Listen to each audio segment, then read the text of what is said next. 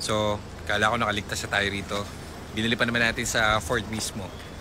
Ito, ito yung galing sa Ford. So, yan yung sinasabi ko sa inyo. So, kahit na bilhin nyo first owner niyan, kunwari, super goods at super everything. Iba syempre doon kapag ang may hawak na yung medyo may alam or medyo specialist sa Ford. Mas alam namin yung takbo niyan. So, ito yung binili doon sa kasa sa Ford, di ba? Naalala nyo? So, upon checking, kasi nga na-test drive na namin ng matindi to, hindi nakakalibrate yung tranny niya. So, kinalibrate namin ngayon. Tapos, upon checking din, hindi namin alam, tumatakbo pala kami ng above, no? Overheat. Hindi naman overheat, pero above normal. 110. 110. So, nagwa 110 yung temperature. So, anong gagawin natin sa ganito? Palit tayong buong cooling system nito.